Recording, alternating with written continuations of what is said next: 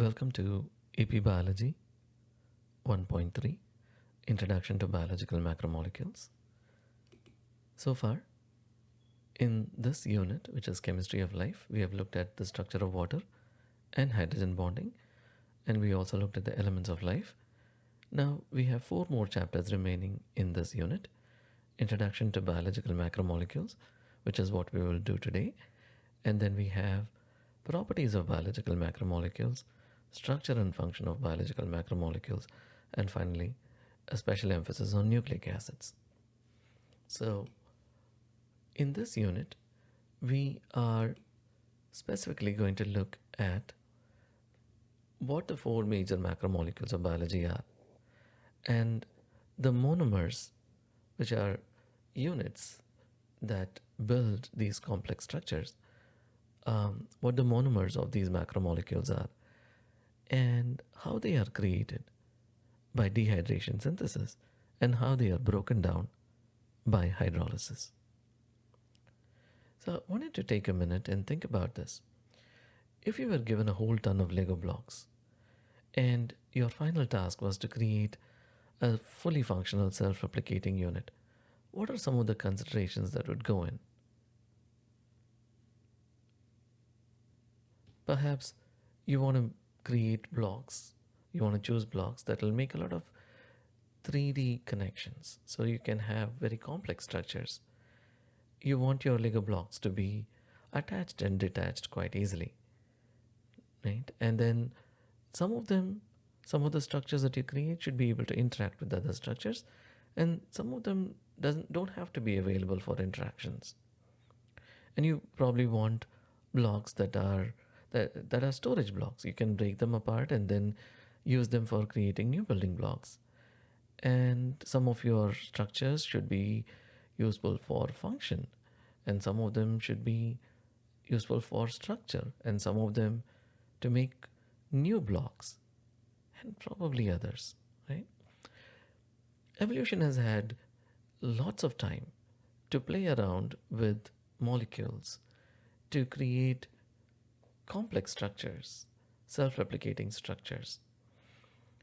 And what it finally settled for are these 4 molecules, which are distributed across all life on Earth.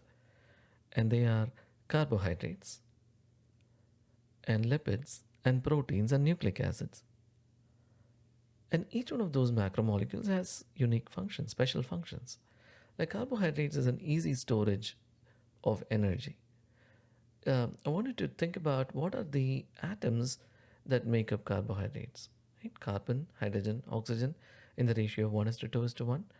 So this was in the second chapter. So if you need to go back and look at the different atoms that make up all of these different macromolecules, you can definitely do that. Carbohydrates also serve a structural function. Like, for example, the shells of insects, or the structures that make up plants, cellulose. And then lipids are the next kind of macromolecule. They are long-term energy storage, but they also function as phospholipids. They are a major role in creating the cell membrane of cells. And they also form these small structures called steroids, which in many situations work as hormones. And proteins are the third macromolecules. They are pretty much the building blocks of your cells, functional and structural, and they also have roles as enzymes. You're essentially protein, right? And carbohydrates and lipids, and and you also need to find a way to store the blueprints for how you make those carbohydrates, what kind of lipids you want to make, what kind of proteins you want to make. So that blueprint, that storage information, is in the form of nucleic acids, just DNA and RNA. And you also need to have a way to make copies of those nucleic acids so that you pass it on to the next generation and so on. So these four macromolecules are not functioning alone. They work with each other um, very, very closely. And they work with outside world as well. They have to interface with the outside world as well, because you need to have a constant source of these from the outside, the building blocks from the outside. So the food that you take in has proteins, has complex carbohydrates, has lipids, and they have to be broken down into smaller pieces and then reassembled to create your own protein structures and your own carbohydrate storage. And they have to be broken down and then reassembled into lipid storage and used for cell membrane making and used for all kinds of functional purposes for making enzymes. So monomers are the single units that make up these complex polymers. So we have, in this case, in this example, glucose, which is a monomer of carbohydrates, and fructose, also a monomer of carbohydrates. They are coming together to make a disaccharide, a two unit molecule.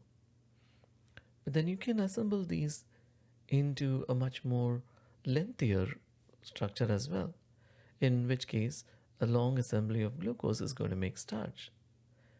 And the functions of starch are going to be very different from that of sucrose. So the process by which a monomer becomes a polymer is called polymerization. So if you look at the four macromolecules, these are the monomers. So carbohydrates, the monomers are called as monosaccharides. Saccharide means sugar. Okay, so carbohydrates are made of monosaccharides. That includes glucose, fructose, and proteins are made up of amino acids. Remember, there are different kinds of amino acids, different kinds of monosaccharides. Like in amino acids, you have histidine, leucine, valine. There are at least 21 of them that are commonly used. And then we have lipids. So this is a bit of a controversy. Most people would say that lipids do not have monomers. And some people say no, the lipids are made of fatty acids and glycerol, so maybe those are the monomers. So that's a point of contention. But lipids are when you're going to see there's a different kind of an arrangement when lipids are made. And then we have nucleic acids, whose monomers are nucleotides. And these monomers are made of bonds. In carbohydrates, monosaccharides are attached to each other using glycosidic bonds. Proteins are attached with each other using peptide bonds or amide bonds. Lipids have ester bonds, but again, as I said, we are not sure if they have monomers or not. And nucleic acids are made of phosphodiester bonds. We'll look at each of these bonds as we go along in the remaining chapters of this unit. So, the process by which monomers are brought together is through dehydration synthesis. So here we have a monomer and it has a hydroxyl group. There's another monomer which also has a hydroxyl group.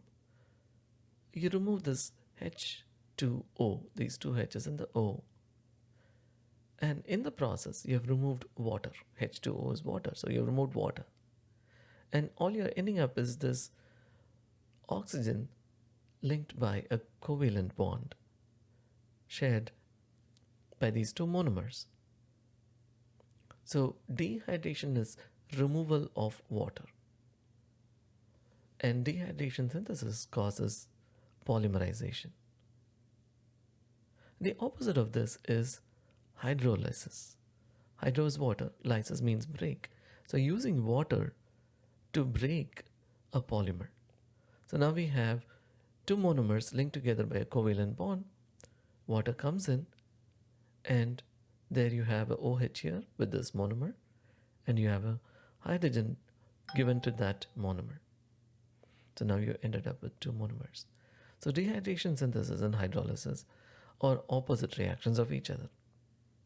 Here are some examples.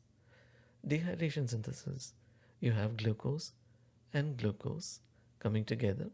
Again, the water molecule is removed. You're forming a covalent linkage, which is called as a glycosidic bond. And you're ending up with a disaccharide. Disaccharide means two monomers of sugar. And it forms the structure called disaccharide called maltose. Here we have another example of a glycosidic bond formation to create sucrose. And same with proteins. We have two amino acids here. This is an amino acid called alanine, and this is another alanine. And these alanines are coming together, and you have the OH and a H from here going away. And in the process, you are creating a peptide bond, a CONH bond, which is called as an amide bond, an amide linkage. And the opposite of this is hydrolysis, where you're looking at a disaccharide, water is coming in, and water breaks that bond. So this hydrolysis reaction, condensation reaction, make polymers and break polymers through and through within your system. So this is a very quick, short chapter, and the idea is to introduce the four major macromolecules, and knowing that they are different functions, and they are assembled by monomers created, and then polymers, and assembling into polymers, and polymers are created by dehydration synthesis and broken down by hydrolysis. Hope this was helpful.